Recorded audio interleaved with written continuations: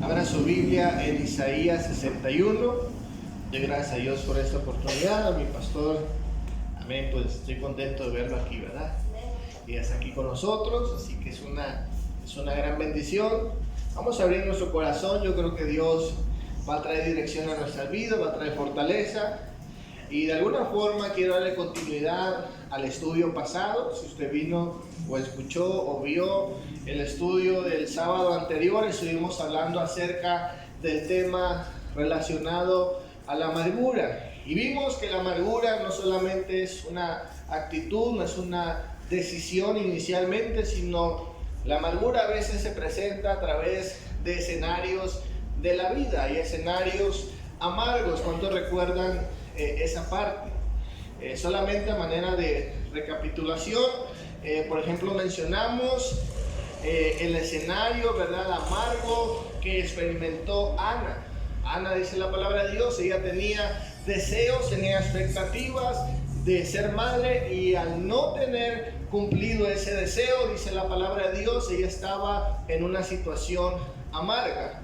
Lo mismo encontramos con la vida de José. José no buscó amargarse, pero él pasó por una experiencia amarga, la traición de sus hermanos, y es llevado como esclavo a Egipto. La palabra de Dios afirma que él pasó por circunstancias amargas, es decir, desagradables. También encontramos que Job y la viuda de Sarepta subieron en situaciones amargas porque perdieron a sus hijos, es decir, estaban en una situación o en un periodo de luto, de duelo. La palabra de Dios expresa que ellos se subieron en amargura. Asimismo, los guerreros de David. También encontramos, por último punto, o en último lugar, estuvimos hablando acerca de que también nuestras malas decisiones nos pueden llevar a situaciones o escenarios amargos.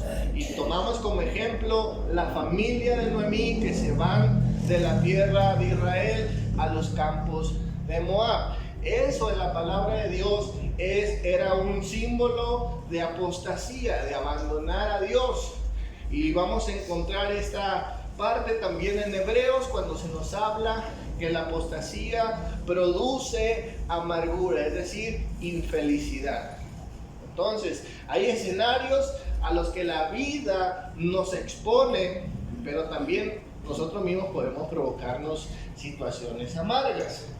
Amén. Amén.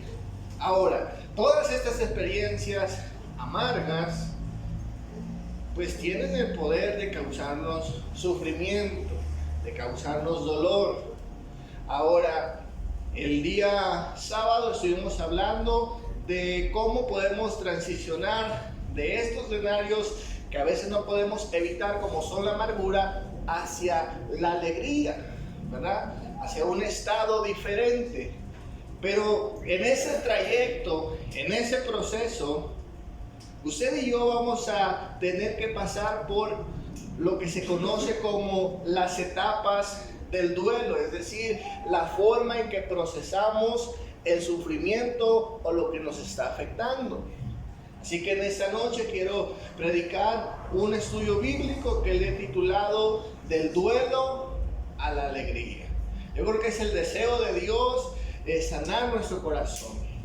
Amén. Que podamos estar sanos para poder obedecer a Dios, para poder vivir, ¿verdad?, ligeros, vivir sin cargas y poder seguir en la voluntad de nuestro Dios. ¿Cuántos lo creen en esta noche? Vamos a leer nuestro texto, Isaías 61, versículo 1 al 3, dice la palabra de Dios: el Espíritu del Señor y Dios está sobre mí. Estoy leyendo la Nueva Versión Internacional. Por cuanto me ha ungido para anunciar buenas noticias a los pobres, me ha enviado a sanar a los corazones heridos, a proclamar libertad a los cautivos y a la libertad de los prisioneros, a pregonar el año del favor del Señor y el día de la venganza de nuestro Dios, a consolar a los que están en duelo y a confortar a los dolientes de Sión. Me ha enviado a darles una corona en vez de ceniza, aceite de alegría en vez de luto, traje de alabanza en vez de espíritu de desaliento. Serán llamados robles de justicia, plantío del Señor para mostrar su gloria. Aleluya. Del duelo a la alegría. Y vamos a ver en primer lugar lo que es el duelo. En nuestro texto principal estamos viendo la promesa de Dios para un pueblo.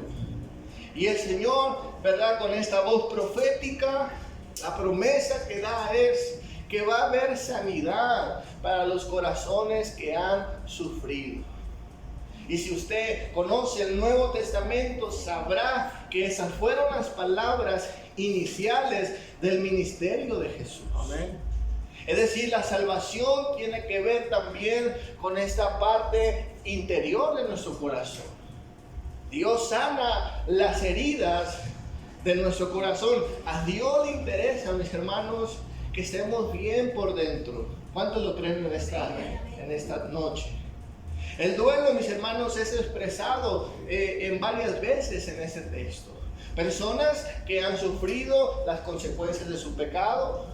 Personas que han sufrido, ¿verdad? Incluso creo que en el capítulo 14, Isaías habla de cómo era la condición amarga del pueblo. Isaías está viendo, ¿verdad? Literalmente cómo las personas no eran felices por los resultados de abandonar el pacto. Entonces son personas que han sufrido, son personas que necesitan el alivio de Dios. Y Dios se dirige a ellos y Dios les da una promesa que van a salir de ese proceso. Van a salir de ese duelo. En otras palabras, ¿verdad? Ese sufrimiento no va a ser eterno, lo van a superar. En esa noche yo quiero decirle con toda la autoridad de la palabra de Dios, si usted ha pasado o va a pasar por sufrimiento, téngalo por seguro que no va a ser eterno, que va a salir de ello. Gloria a Dios, amén. Va a salir de ello. Veamos por algunos momentos qué es el duelo. ¿Qué es el duelo? Contestemos esta pregunta. El duelo es el nombre que recibe el tiempo de sufrimiento provocado por ciertas pérdidas. El duelo no se limita solamente a la pérdida causada por la muerte de un ser querido. Puede ocurrir tan muchos otros motivos, como la ruptura de una relación, una pérdida de algún hijo, ya sea por un accidente, por un aborto, por la pérdida de un empleo, o la pérdida de algo muy valorado o muy valioso para nosotros. Incluso también la pérdida de la salud. Aunque no toda pérdida demanda duelo, amén, porque hay pérdidas que se consideran cotidianas, irrelevantes. Por ejemplo, usted se levanta a las 7 de la mañana, se va al Transmetro, amén, y cuando llega, se va al Transmetro. Usted no se pone a llorar por eso. ¿Cuántos dicen amén? Sufre una pérdida, pero no al nivel de ponerse a llorar. Al menos que pierdan los rojos. Crea un dolor en el corazón. Dependiendo del valor que le tengamos a ciertas cosas, también va a ser, ¿verdad?, la medida de sufrimiento que nos provoca. No podemos minimizar esa parte. Pero escuche bien, esto significa el duelo, cosas, ¿verdad?, que nos duelen por haber perdido. Puede ser la salud, como hablamos, pero pueden ser otras cosas que no solamente provocan un dolor físico, sino un dolor muchas veces emocional. Es el dolor a la respuesta emocional normal ante la muerte de un ser querido, y esta se expresa por sentimientos de tristeza, angustias y lágrimas. Sobre todo en esos momentos de pérdida es normal que haya un tiempo de duelo para nosotros. Hay diferentes tipos de duelo. Por ejemplo, el duelo normal, que es el que se transita por etapas en una forma, ¿verdad?, lenta o progresiva o paulatina. ¿Ven? Ese es el duelo normal al que debemos aspirar cada uno de nosotros. Sufrimos, amén, pérdidas de cualquier tipo. Bueno, es necesario y correcto pasar por un duelo normal. ¿Cuántos saben eso? Sí, amén. Es normal sufrir, es normal sentir infelicidad en esos momentos. Pero también se considera que hay un duelo patológico, que se da precisamente en la muerte de un ser querido y puede desencadenar alteraciones emocionales por tiempos prolongados. Es decir, el impacto es tan fuerte, sobre todo, ¿verdad?, ante muertes traumáticas como accidentes, como homicidios y suicidios también. Eso crea un impacto en el corazón, ¿verdad? No todo es de una misma forma. Hay pérdidas que son tan fuertes, amén, que depende de la forma en que haya sido la muerte, impacta nuestra vida. ¿Cuántos saben que eso es real? Ocasiona un shock a nuestras vidas. Recuerdo una ocasión, íbamos hacia la casa con unos hermanos y yo tenía quizás unos 6, 7 años y vi como, ¿verdad?, un carro pasó tirando a una señora. Y encima que la tira, se para el vehículo, la agarra a los pies, la sube a la banqueta y se va. Y tengo todavía esa imagen de ese accidente. Hay otras cosas, ¿verdad?, peores que podemos mencionar, pero ese tipo de muertes, si más si son seres queridos, pues imagino que el impacto es grande. ¿Cuántos saben eso? También hay el tipo de duelo cuando la persona sufre múltiples pérdidas, que fue lo que le sucedió a Jacob. Siempre me confundo, a Job. Amén. A Job. Job no solamente perdió a sus hijos, sino perdió sus riquezas, perdió su salud. Parece historia, ¿verdad?, de ficción, pero hay gente, mis hermanos, que sufre pérdidas así como seguiditas. Amén. La salud, la economía, todo se le junta. Esto es difícil. Se le llama un duelo múltiple, ¿verdad? Como decimos aquí, a veces ya no sentimos lo duro, sino lo tupido. ¿Cómo es? Por ahí va. Amén. Y no creo que lo digan aquí, creo que lo dicen en México, ¿verdad? Bueno, es así, dice el dicho. Es decir, el duelo múltiple. También se habla acerca de el duelo sin resolver. Es decir, aquel sufrimiento que no se acepta, aquel sufrimiento que no se reconoce o se minimiza. Ah, sí, se murió aquella persona y ya, no me salió nada. Hubo una ruptura, sí, ya me consigo otra. A mí no pasa nada. Hay mujeres, hay un millón. Hay gente que trata de minimizar sus pérdidas. Ah, perdieron de trabajo, yo consigo, me vuelvo empresario. Y niegan su dolor, niegan su sufrimiento. También existe el duelo ausente, que se considera, ¿verdad?, también cuando la persona insiste en negar lo que ha vivido. Quiero hablar en segundo lugar las etapas del duelo. El duelo, mis hermanos, no se sobrelleva de una sola forma. Hay un proceso, ¿verdad? Hay un camino que transcurrimos a la hora de enfrentar el sufrimiento. Los especialistas le llaman a esto las etapas del duelo. Los especialistas Daniel y Elida Rota, en su libro El duelo y el sufrimiento, nos dice lo siguiente: es el proceso que nos lleva a una etapa, a etapas en un orden determinado, no en un orden determinado ni en un tiempo indicado o preestablecido para la superación. Es decir, que las etapas del duelo, mis hermanos, no son lineales. No es que un día, ¿verdad?, vamos a enfrentar el duelo de una forma y después de otra, sino pueden ser diversas, pero simplemente vamos a mencionar algunas formas en que se presenta el duelo a nuestras vidas. La primera tiene que ver con la etapa de la negación, es decir, cuando la persona manifiesta un notable rechazo a no reconocer la realidad de su situación. Se utiliza muchas veces como mecanismo de defensa para tratar de engañar a la mente o amortiguar la realidad dolorosa. Muchas veces cuando la gente enfrenta, ¿verdad?, situaciones de sufrimiento, de duelo, hay personas que reaccionan negando su situación. Escuchen lo que dice la palabra de Dios, 2 Samuel 12, versículo 16. La palabra de Dios nos habla que David, mis hermanos, ha pecado con Betsabé y tienen un hijo. Y este hijo, dice la palabra de Dios, de antemano se conocía que lo iban a perder. Iba a llegar un momento donde ese niño iba a morir.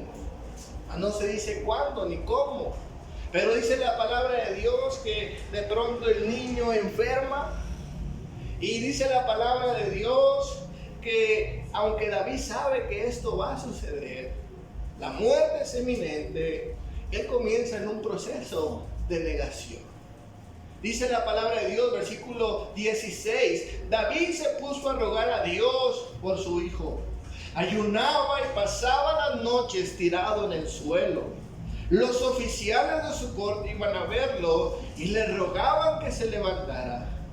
Pero él se resistía y aún se negaba a comer con ellos. 7 días después, el niño murió y los oficiales de David tenían miedo de darle la noticia. Pues decían, si cuando el niño estaba vivo, hablábamos al rey y él no nos hacía caso, ¿qué locura no hará ahora si le decimos que el niño ha muerto?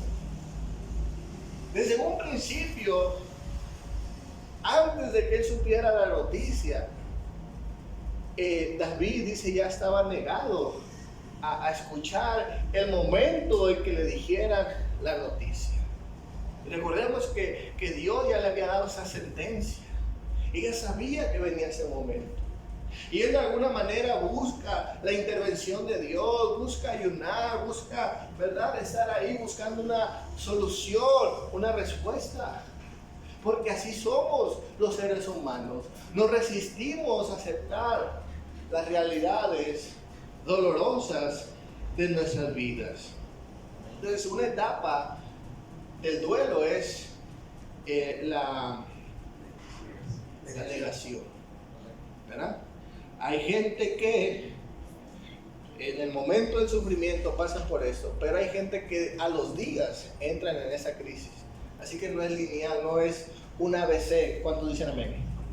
Hay gente que es después, que les cae como el 20, ¿verdad? ¿Y dónde está aquella persona?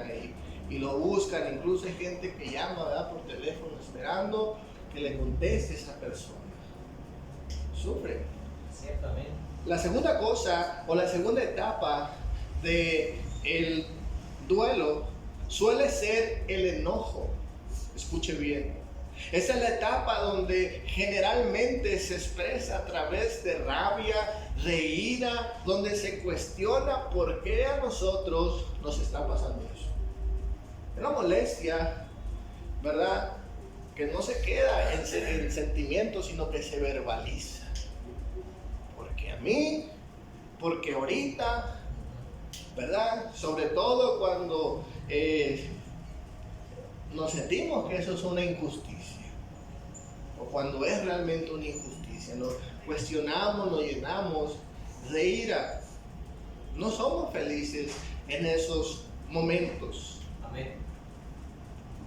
Cuando las personas estén atravesando por esos momentos, es muy normal que esas personas suelan depositar su frustración de manera injusta en seres cercanos como los cónyuges, los hijos, los hermanos, etc. Amén. Si usted ha experimentado esto, solamente entienda. ¿Cuántos dicen amén?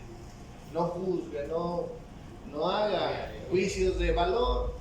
La gente está en ese proceso. Busca culpable, busca enojarse.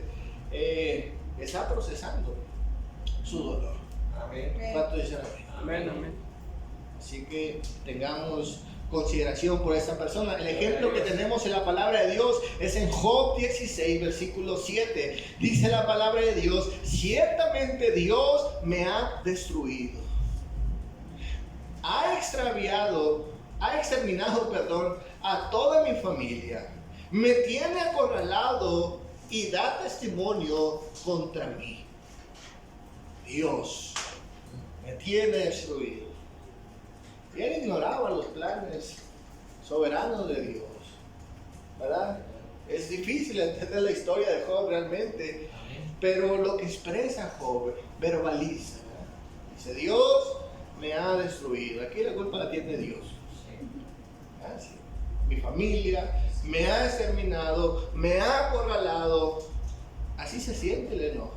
Alguien tiene que pagarla. Hay una ira en el corazón. La tercera cosa es la etapa de la culpa. Eso es un sentimiento, una etapa muy difícil, donde se desarrolla a través de una tristeza profunda. También se le conoce como una depresión reactiva o transitoria.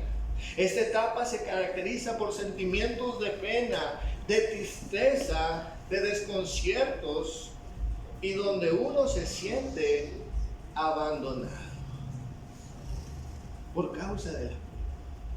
Uno dice: bueno, si yo pudiera regresar el tiempo y hacer tal cosa y haber evitado cierta situación, entonces no hubiese pasado esto. Y viene la culpa, y la culpa atormenta el corazón.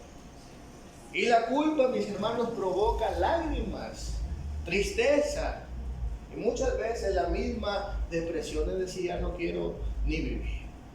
¿Cuántos saben que esa es una realidad? Amén. Dice la palabra de Dios en Salmos 42, versículos 3: mis lágrimas son mi pan de día y de noche, mientras me preguntan a todas horas: ¿dónde está tu Dios? Es una etapa que enfrenta a las personas que pasan por duelo. Sienten culpa, y la culpa los hace llorar y preguntarse dónde está Dios. Entran en crisis de fe también. La quinta etapa del duelo es a la que todos deberíamos de llegar cuando enfrentamos esta situación, y es la adaptación y la resignación. Es decir, conformarse a esa nueva realidad. Escuche bien, la aceptación de la nueva realidad no es mágica, no es de la noche a la mañana, podrá llevar algún tiempo, pero es cuando uno es consciente que si estamos atravesando, ¿verdad?, la pérdida, el luto, bueno, resignarnos a que esa persona no va a regresar. ¿Cuántos saben eso? Amén. Resignarse, esperar el momento. Eso puede llevar tiempo. Hay personas, yo he visto, he escuchado, he leído personas que dicen: no, son de aquí a 6 meses. Otros dicen: no, 2 años. Yo me sentía mal, porque yo duré más de 10 años teniendo un dolor en mi corazón por la pérdida de unos amigos. Y algunos de ustedes lo saben, se los he externado. Y yo sentía, me sentía más mal de no poder superar esos momentos. Incluso cuando había problemas, había, ¿verdad?, de cosas que yo hacía, mi refugio era pensar en eso. Y no podía hablar de eso sin llorar. Muchas veces aquí lo prediqué, hablaba de eso y no podía ni hablar. Tengo un nudo en mi garganta. Pasaron más de 10 años y no hace menos de un año que salí de eso. Así que escuche bien, la adaptación y la resignación puede tomar mucho tiempo, no sabemos cuánto, pero de que podemos salir. ¿Cuántos dicen amén? Amén. Escuche bien, dice la palabra de Dios en 2 de Samuel 12, siguiendo con el ejemplo de la pérdida del hijo de David, dice la palabra de Dios: entonces David se levantó del suelo y enseguida se bañó y se perfumó. Luego se cambió de ropas y fue a la casa del Señor a adorar. Se fue a la iglesia. Amén. Después regresó al palacio, pidió que le sirvieran alimentos y comió. ¿Qué forma de actuar es esa?, preguntaron sus oficiales. Cuando el niño estaba vivo, usted ayunaba y oraba, pero ahora que se ha muerto, usted se levanta y se pone a comer. Y David respondió: es verdad que cuando el niño estaba vivo, yo ayunaba y lloraba, pues pensaba, quién sabe, tal vez el Señor tenga compasión de mí y me permita que el niño viva. Pero ahora que ha muerto, ¿qué razón tengo yo para ayunar? ¿Acaso no puedo devolverle la vida? Yo iré a donde Él está, aunque Él ya no vuelva a mí. Amén. Y termina el texto diciendo: luego David fue a consolar a su esposa y se unió a ella, y Betsabé le dio un hijo al cual llamó Salomón. Es decir, David, mis hermanos, se resignó a su nueva realidad, diciendo: pues ya no hay marcha atrás, ya no va a regresar, Él ya no va a venir a mí, al contrario, yo voy a ir a Él. Y decir eso es complicado. ¿Amén? Es complicado. Quiero hablar en tercer lugar, para terminar, cómo procesar el duelo. Ya vimos las etapas en las que nos podemos enfrentar. Amén. Simplemente recuerde, esto no es lineal. Dicen los especialistas, de repente puede haber un bajón emocional donde se juntan todas y uno anda así emocionalmente por causa de eso. Pero ¿cómo procesar el duelo? La palabra de Dios nos enseña, mis hermanos, que usted y yo somos seres emocionales. Dios nos creó con un espíritu, pero también nuestro espíritu tiene emociones, tiene sentimientos. A mí me gusta utilizar esa metáfora de que Dios, mis hermanos, no es Gepetto. ¿Cuántos se recuerdan de Gepetto? El carpintero que crea Pinocho. Dios no nos hace de palo, no nos hace de madera. Dios nos hizo, mis hermanos, seres integrales, con emociones, con sentimientos. Escuche bien, la mejor manera de procesar el duelo es principalmente, y número uno, no embotellar nuestros sentimientos. Escuche bien, hay gente que empieza a reprimir todo lo que siente, ¿verdad? Los capsula, los embotella, los mete en lo más hondo de su corazón. Los empieza de alguna manera a acumular, los embotella. Eso no es correcto. Porque tarde o temprano vamos a explotar. Va a salir. Y va a salir muy mal. Amén. La palabra de Dios nos enseña que Job fue un hombre temeroso de Dios. Dice la Biblia, la Biblia dice en una parte que él no pecó en cierto sentido. Pero dice la Biblia que en todo el sufrimiento que él sufrió, Job no pecó con sus labios. Job no pecó, pero no embotelló sus sentimientos. Leamos Job capítulo 1, versículo 20. Al llegar a este punto, Job se levantó, rasgó las vestiduras, se rasuró la cabeza, se dejó caer al suelo en actitud de adoración. Entonces dijo: desnudo salí del vientre de mi madre, desnudo he de partir. El Señor me ha dado, el Señor ha quitado, sea el Señor bendito. A pesar de todo esto, Job no pecó ni le echó la culpa a Dios. Job no pecó, pero se dejó liberar, le raspó la cabeza. Amén. Algunos comentan que él entró en una crisis emocional. Amén. Imagínense en el piso llorando, pelón. Y dice la palabra de Dios, se vistió de cilicio, era la forma de comunicar, estoy en luto. Si no ocultó, no se puso otras ropas, se puso las ropas que ameritaban su sufrimiento.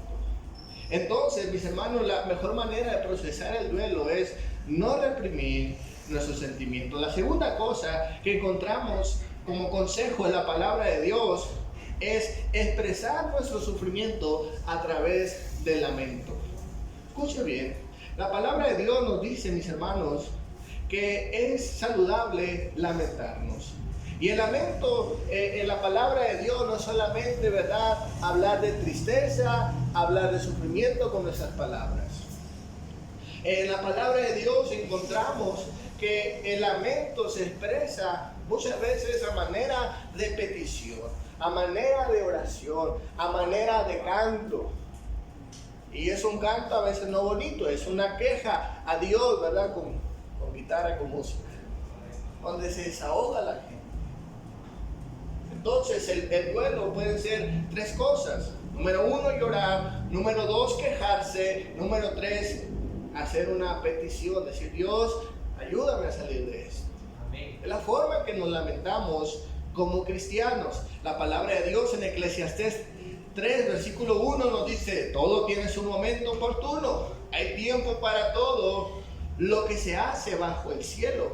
Tiempo para nacer, tiempo para morir, tiempo para plantar, tiempo para cosechar, tiempo para matar, tiempo para sanar, tiempo para destruir, tiempo para construir, tiempo para llorar, tiempo para reír, tiempo para estar de luto y tiempo para bailar la Macarena. Hay tiempo para todo. Es un proceso. Amén. Quejarse, lamentarse, está bien. En el contexto de adoración, en el contexto de acercarnos a Dios, es correcto. Salmos 30, versículo 9 al 12, puede encontrar también más acerca de esto. De hecho, mis hermanos, si no fuera por esa queja, el pueblo de Israel no hubiera sido liberado de Egipto. ¿Se recuerdan cuando Dios dice, Él escuchó su lamento? No estaban ahí, ¿verdad?, cantando alabanzas, danzando, no. Y se estaban dirigiendo a Dios, ya no podemos más. Estos canijos, ¿verdad?, nos están haciendo daño, ven, ayúdanos. Y Dios les ayudó. Así que lamentarse en el contexto de adoración, de dirigirnos hacia Dios, es bueno. La tercera cosa que nos ayuda a salir del lamento es el consuelo. El diccionario afirma que el consuelo es una sensación de alivio que se experimenta cuando cesa o se remite un dolor. Es decir, también cuando una persona es acompañada en su angustia o en su pena, y esto hace que el dolor sea de menor intensidad. El consuelo no es la ausencia del dolor, simplemente es la presencia de una persona que nos acompaña en ese momento de necesidad. Simplemente es presencia, no son consejos, no son palabras, no son exhortaciones, no son los amigos de Job. Ellos fueron con esa intención, mas hicieron todo mal, ¿verdad? Ellos buscaron explicación de su sufrimiento, y el propósito era consolarle, hacerle compañía. Pero la mejor manera de consolar a alguien es cerrar la boca. ¿Saben? Ayudar a la persona, acompañar, animar. ¿Cuántos dicen amén? Estar ahí, acompañarlos a comprar medicina, llevarlos ahí, acompañarlos, como han hecho con nosotros en estos días. Han sido de consuelo. Escuche bien, la palabra de Dios nos dice que es una necesidad ser consolados. Segunda de Corintios 1:3 nos dice, bendito sea el Dios y Padre de nuestro Señor Jesucristo, Padre de misericordias y Dios de toda consolación, el cual nos consuela en todas nuestras tribulaciones.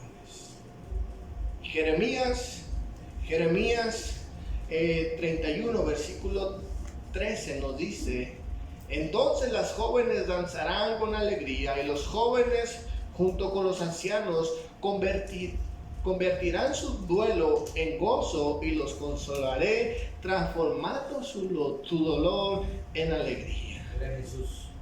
Aquí se me pasó, pero había un salmo que dice que Dios cambia nuestro lamento en gozo, y alguien lo puede buscar porque no lo puse. Habla precisamente de Salmos 30, versículo 9 dice: ¿qué ganas tú con que yo muera o que descienda yo al sepulcro? ¿Acaso el polvo te alabará o proclamará tu verdad? Oye, Señor, y compadécete de mí. Sé tú, Señor, mi ayuda. Convertiste mi lamento en danza, me quitaste la ropa de luto y me vestiste de alegría, para que te cante, te glorifique. Aleluya. Y no me quedaré callado. Amén, amén. Es decir, este proceso va a pasar. ¿Cuántos lo creen en esta noche? Denle un fuerte aplauso a nuestro